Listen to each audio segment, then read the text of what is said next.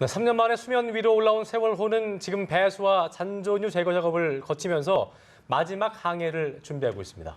네, 육상으로 세월호를 완전히 이동시키기까지 남은 과제를 살펴보겠습니다. 네. 장창두 서울대 조선해양공학과 명예교수 나오셨습니다. 어서 오십시오. 어서 오세요. 네, 안녕하세요. 네. 자, 교수님, 어제 저녁이었습니다. 세월호 전체가 이제 3년여 만에 예, 수면 드디어. 위로 모습 드러냈는데요. 일단 보셨을 때 어떤 생각이 드셨는지, 그리고 또 저희가 생각할 때는 녹슬고 일부가 떨어져 나가긴 했지만 그래도 3년이라는 시간 동안 상당히 좀 괜찮은 편이 아닌가, 훼손 정도가. 그 부분은 어떻게 보셨어요? 선체 아마 객실 부분, 상부 구조는 좀 아마 3년이면 재질이 거의 경량 구조고 또 네. 샌드위치판이라고 그래서 그렇죠. 비교적 좀 해수에 약합니다. 예. 그쪽은 많이 좀 약해졌을 것 같고 그 아랫부분의 주 선체는 3년 만에 그렇게 그 부식이 진행되지는 않습니다. 배는 한 30년 이상 견딜 수 있도록 설계를 했기 때문에 물 속에 있어도. 예. 그러니까 수십 년 지났더라도 그 부식을 감안했더라도 충분히 강도를 낼 수 있도록 설계가 되어 있습니다. 그래서 뭐 주선체는 괜찮을 것 같습니다. 그렇네. 그 겉의 모습을 보고 뭐 부식이 됐다 안 됐다 그거는 그 이제 안에 쪽에. 뻘이 묻은 것도 있고요. 예. 그다음에 딱개비나 이런 그 조개 부착물들이 그렇죠. 붙기 때문에 예. 육안으로 봤을 때의 그 부식 정도를 아마 조사해 보지 않으면 극복이 많이 된 것 같아도 이외로 괜찮을 수 있습니다. 그렇군요. 예. 예. 지금은 그 배수랑 남은 기름을 제거하는 작업을 진행 중이라고 하는데 그렇습니다. 이게 단순히 무게를 줄이기 위한 건지 이 작업이 갖는 의미는 어떤 건가요? 뭐 첫째는 무게 줄이는 게 중요합니다. 예. 나중에 이제 목포 신항에 도착해서 트랜스포터에 옮겨 실어야 되는데 예. 그 트랜스포터가 결국 고무 타이어거든요. 네. 뭐 바퀴가 24개 정도 달려 있습니다만은 예. 일단은 무게를 줄이는 게 중요하겠고요. 그다음에 물이 차 있는 상태에서 수색이 안 되지 않습니까? 그다음에 기름도 마찬가지. 예. 그렇다고 목포 신항에 그 부두에 도착해서 그걸 쏟아내기는 좀 작업에도 방해되고 이런 면에서 미리 작업을 배수 작업과 그 기름 제거를 하고 들어가는 게 좋을 것 같습니다. 그러게요. 일단 근데 너무 커서 자연 배수가 원칙이라고 얘기를 하지만 배수 속도가 좀 느릴 경우에는 예. 뭐 화물칸 위주로 추가로 구멍을 낼 수도 있다는 얘기가 나오던데, 물론 관계 당국에서 손상은 최소화한다고 했지만 이미 또 부식이 된 상태이기 때문에 혹시나 유실이 되지 않을까 이런 우려의 목소리도 있더라고요. 어떻게 좀 볼 수 있을까요? 일단 뭐 배수하는데 이제 펌프를 동원해서 할 수도 있는데 아마 그 접근이 예. 그 쉽지 않은 부분도 있거든요. 그래서 아마 그 배 일반 배치도 그 내부 배치도를 조사를 한 다음에 물이 고일 만한 위치가 최종적으로 이제 접근도 어려우면 그 부분은 아마 구멍을 내는 수밖에 없는데 예. 근데 큰 구멍이 아니니까 유실이 그렇게 걱정되지는 않고요.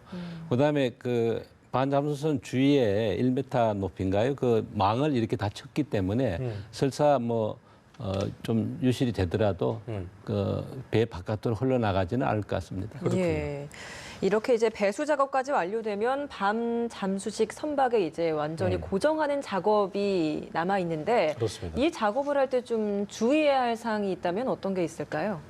뭐 일단은 이제 그 기상 상태에 따라서 제일 나쁜 것이 이제 조류도 빠르고 네. 또 바람이나 특히 파도가 높은 경우에는 배가 이제 소위 피칭이나 롤링이라 그래서 네. 앞뒤 그 좌우 이렇게 동요하게 되면 이 그 세월호가 얹혀 있기 때문에 이게 이제 옆으로 흔들릴 거 아니에요? 흔들리기도 예. 하고 또 약간 미끄러지게 되면 무게가 좀 좌우로 많이 쏠리게 쏠리겠네요. 되면 예. 배가 또 예. 복원력을 잃게 되니까 잘못하면 밤 잠수선이 전복될 수도 있는데 그걸 방지하기 위해서 아마 단단히 그 체인으로 묶는 작업이기 때문에 그 작업 자체는 뭐 그렇게 어려움은 없겠습니다. 그렇겠네요. 예.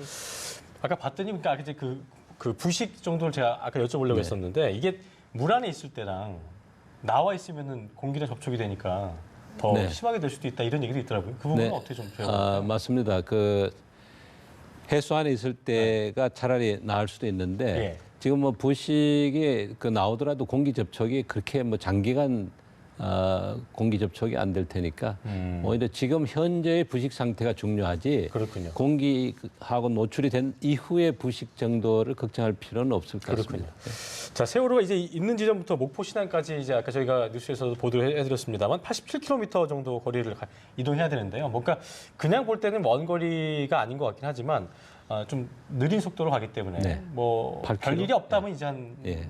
열대 시간 정도 걸린다고 하던데 항해 중에 발생할 수 있는 돌발 변수라는 게 그냥 그쪽 해상 자체가 좀 굉장히 또 아까 말씀하신 대로 네. 그 수력이 뭐 파고가 높기도 예, 예. 하고요. 이런 예. 부분 때문에 좀 우려되는 부분이 있다면 어떤 변수가 있다고 볼 수 있어요? 역시 첫째는 이제 물살이 워낙 센 데니까 그 이제 이 반잠수선 자체 동력으로 가니까 그렇게 힘이 충분하지는 않을 수 있는데 예. 이제 좀 조선하는데 그 신경을 써야 될 것 같고요.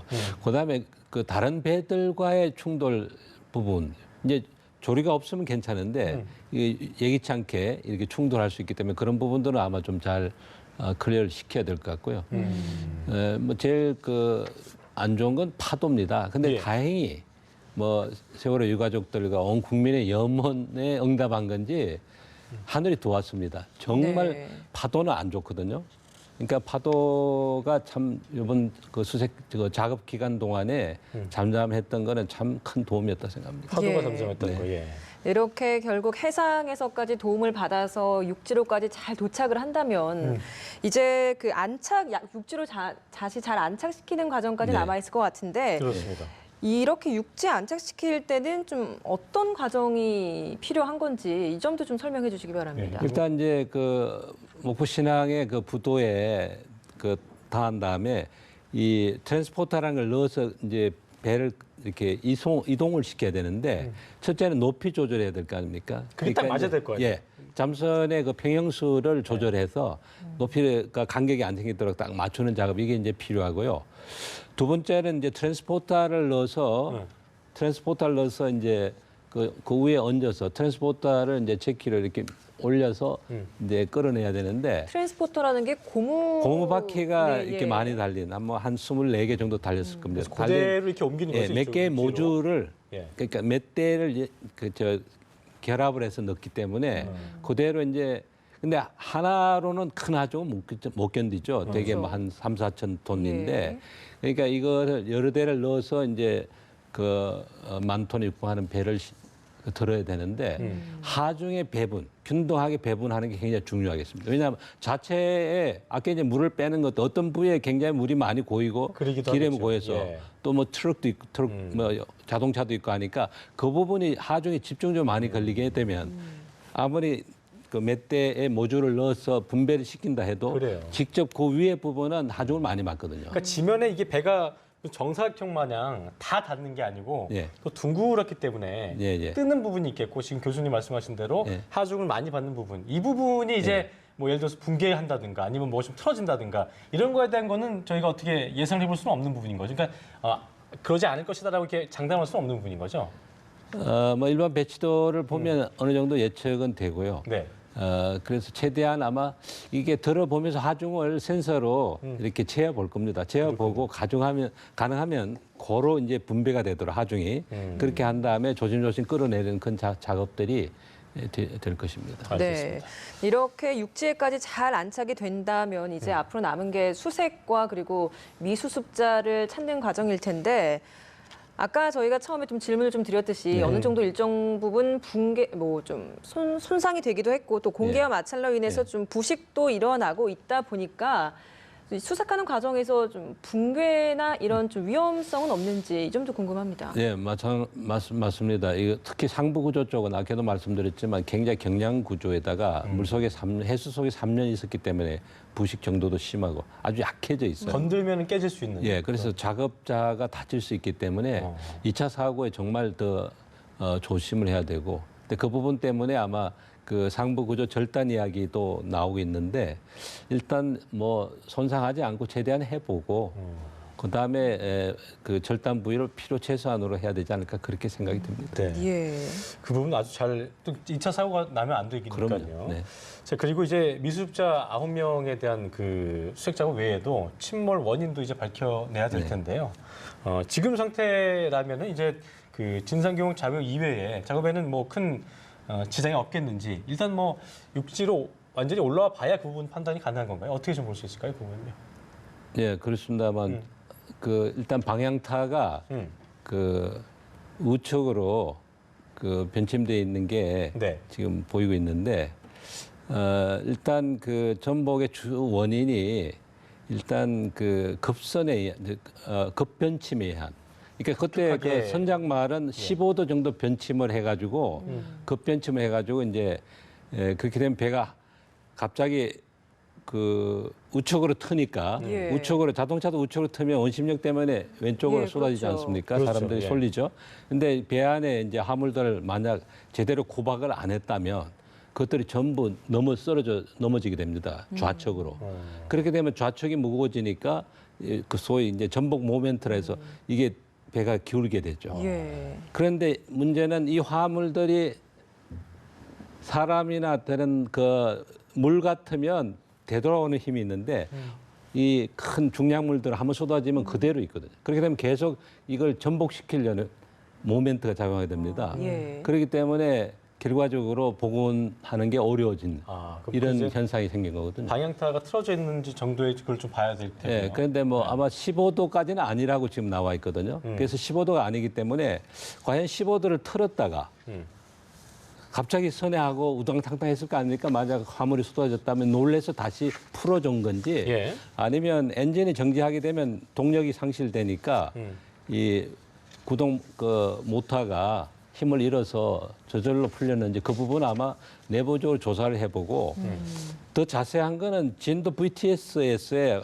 항적 기록이 나와 있거든요. 예. 근데 그 기록을 보면은 몇 도 변침인가는 알 수 있습니다. 그렇군요. 이게 그리고 또 이런 예상도 있더라고. 파공이 생기겠다거나 선체 자체에 무슨 구멍이 뚫렸다거나 네, 네. 어디 이제 타격에 의해서 충돌에 의해서 그런 부분도 만약에 발견이 된다면 그쪽으로 원인을 좀 생각해 볼 수 있는 부분이 있는 그렇죠. 거죠. 뭐 선수 쪽인가 그 뭐 균열이 있다는 예. 이야기들이 있던데 그 부분도 2차적인 어떤 그 해저에 착저하면서 생긴 균열인지 예. 그 전에 뭐 다른 어떤 부유물이나 다른 물체에 그 부닥쳐서 생긴 균열인지 그 부분은 조사를 해봐야 되는데 해상에서 다른 물체에 의해 충격에 의해서 균열이 생겼다면 1차적으로는 찌그러지게 됩니다. 그러니까 찌그러지고 그 이후에 2차적으로 찢어졌는지 아니면 그냥 균열이 생긴지 바로 펑크 나지 않고 예, 예. 일단 찌그러진 당연하죠. 상태에서 이게 탄성이 균열이 생긴다는 있으니까 거죠? 첫째는 찌그러지고 그다음에 이제 파열이 생기기 때문에 그렇군요. 예. 그 부분은 외부에 의한 충돌인지는 예. 조사해 보면 금방 알 수 있습니다. 알겠습니다. 네, 그럼 지금 상태라면 좀 진상 규명을 할 때 어려움은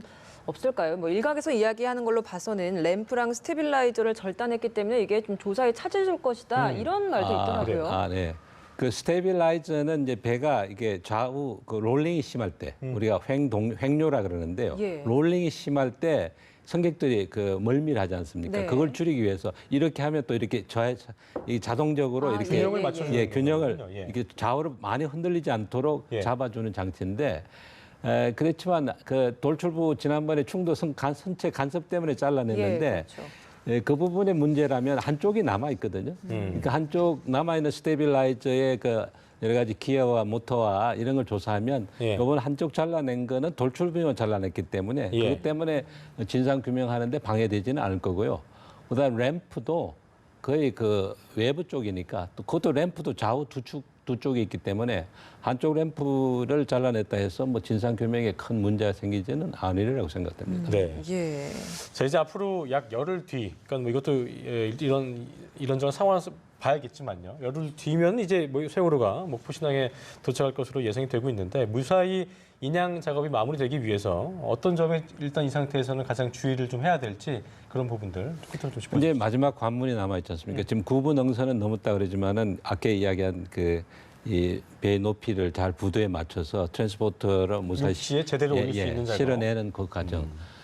그 다음에는 뭐 육상에 사는 작업이니까 오히려 작업 자체는 모든 조건이 안정돼 있는데 실제적으로 지금 세월호만한 큰 배를 이렇게 옮기거나 하는 작업은 거의 전례가 없죠. 그런 의미에서는 큰 일을 해낸 겁니다. 상당히 예. 좀 지연은 됐고 물론 뭐 그 과정에서 시행착오도 겪었지만은 저는 참 어려운 일을 해냈다고 생각합니다. 그렇군요. 알겠습니다. 네, 오늘 말씀 네. 여기까지 듣겠습니다. 네. 지금까지 장창두 서울대 조선해양공학과 명예교수였습니다. 고맙습니다. 고맙습니다. 감사합니다.